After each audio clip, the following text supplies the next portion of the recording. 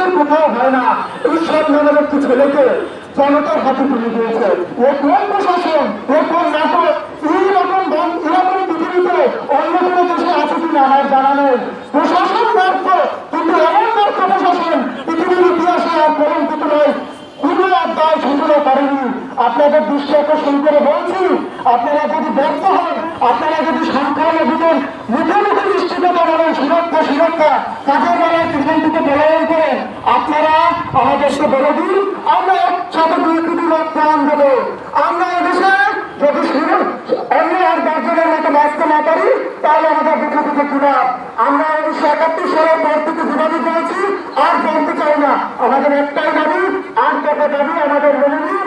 আমরা সনাতনীরা যারা রয়েছি, আমাদের কোনো অপরাধের ক্ষোভ নেই, কোনো দলের ক্ষোভ নেই। আর একটি কথা, যারা সংখ্যাগরিষ্ঠ রয়েছেন, কোথায় কোথায় আজকাল একটা জিনিস দেখা যাচ্ছে শুধুমাত্র সংখ্যালঘুদের জন্য, যা আমরা বিগত সরকারের আমলে দেখেছি।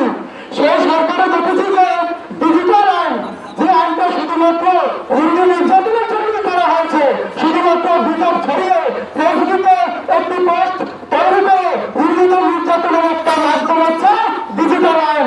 এই ডিজিটাল আইন যদি করতে হয়, তাহলে সকলের জন্য ডিজিটাল আইন করতে হবে। আমার প্রতিভা ভালো,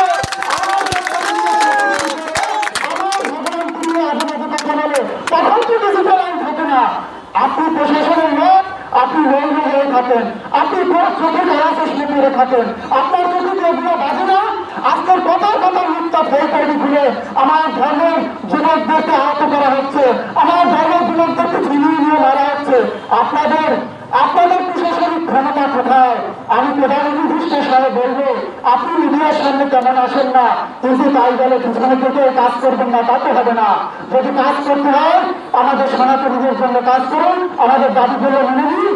আমরা আর রাস্তায় দাঁড়াতে চাই না, আমরা এদেশে শান্তিপূর্ণভাবে বসবাস করতে চাই। ধন্যবাদ সকলকে।